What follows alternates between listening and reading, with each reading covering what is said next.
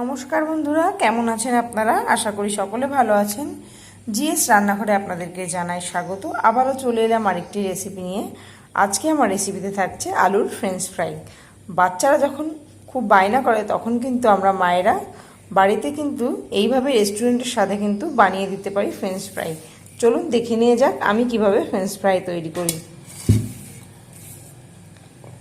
কেটে রাখা আলুগুলো একটা পাত্রের মধ্যে আমি নিয়ে নিলাম।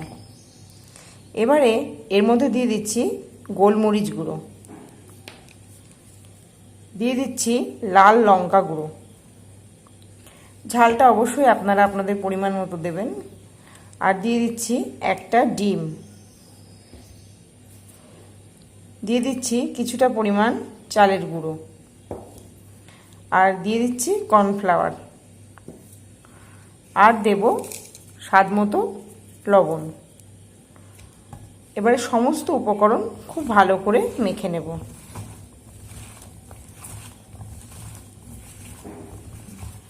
আপনাদের কাছে অনুরোধ রইল আপনারা প্রথম থেকে শেষ পর্যন্ত ভিডিওটি দেখবেন, আর আমার চ্যানেলে নতুন বন্ধু হয়ে থাকলে চ্যানেলটি সাবস্ক্রাইব করার অনুরোধ রইল।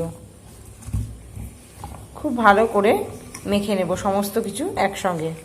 আর ঝালটা আপনারা কেমন খেতে পছন্দ করেন তার উপর নির্ভর করে ব্যবহার করবেন। সমস্ত উপকরণ দিয়ে খুব ভালো করে মেখে নেব।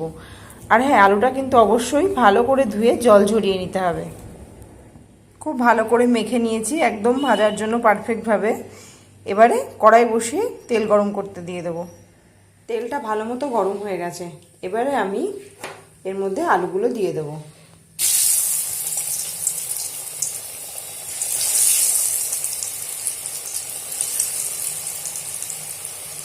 গ্যাসের ফ্লেমটা লো টু মিডিয়ামে রেখে এগুলোকে ভেজে নিতে হবে।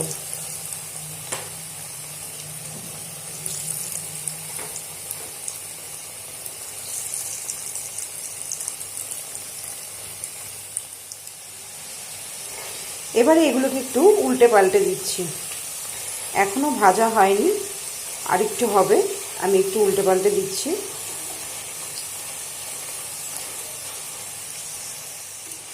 ফিরে এলাম কিছুক্ষণ পর। আলুর ফ্রেঞ্চ ফ্রাই কিন্তু তৈরি হয়ে গেল। এবারে আমি এগুলোকে একটা পাত্রে তুলে নেব।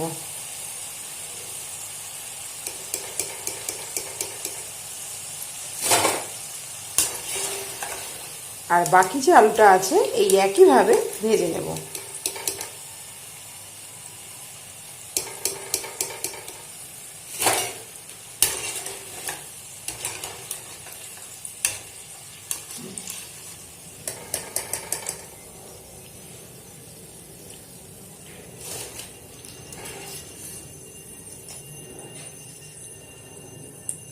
তৈরি হয়ে গেল মুচমুচে আলুর ফ্রেঞ্চ ফ্রাই। তো বন্ধুরা, বাড়িতে অতিথি এলে কিংবা বিকেলে চায়ের সঙ্গে কিন্তু চটপট চাইলে আপনারাও কিন্তু এই রেসিপিটি বাড়িতে বানিয়ে দেখতে পারেন। আশা করি সকলের খুব ভালো লাগবে।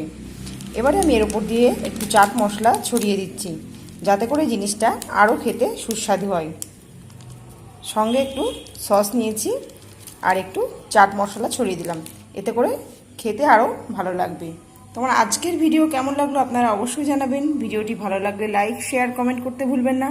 আজকের মতো শেষ করছি এখানেই। আবারও হাজির হয়ে যাব নতুন কোনো রেসিপির সাথে। ততক্ষণে ভালো থাকবেন, সুস্থ থাকবেন। ধন্যবাদ।